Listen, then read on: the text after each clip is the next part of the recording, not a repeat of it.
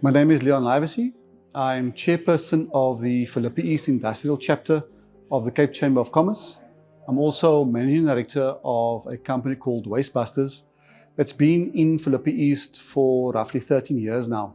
In early 2020, we as business realized that the trajectory of conditions for business in Philippi East was fast going downhill and that we needed to arrest the situation. We figured that if we just band together and approach the state and those who could make a difference, that they would hear us, in terms of being taxpayers and job creators, and that things would happen. While we met some very helpful people, very little happened on the ground. It's at this point that we realized we needed a big brother, somebody to help open the path for us. And I think being drawn to the Cape Chamber was just a natural progression of our efforts. So there are various challenges facing business in Philippi East. Crime, however, overshadows them all.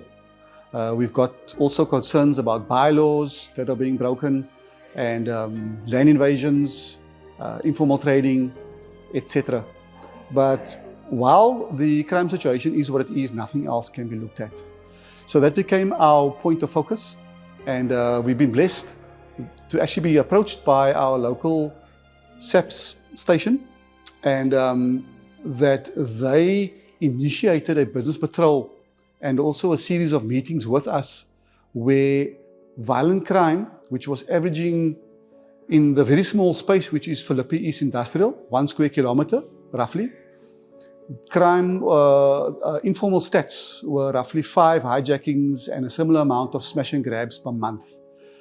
Once SAPS introduced a dedicated business patrol, that dropped to basically 0 since October 2024. Philippi East is plagued by illegal connections or illegal electrical connections. These connections often burn out transformers, they cause blackouts, they are dangerous and are very, very unsightly. So one of our biggest motivating factors, of course, is to get more investors into the area. And just one look at this illegal electrical connection setup, it just turns people off on the spot. We have engaged with Eskom and found them to be a really willing and energetic partner. We've established a subcommittee looking at illegal connections and working with Eskom on a plan to do this in a way that does not result in a backlash from the community, which is what has happened before. We initially raised 5 issues with Eskom, some specific to particular businesses, Wastebusters being one of them, where a transformer mini had burnt out and left our site without power for 6 months. Once we were introduced to this team at Eskom, 4 of the 5 issues were resolved literally within a month. And we left now with 1 issue, being the illegal connections, which will take time. This is a delicate issue. There are families that need power, and one has to be mindful of that.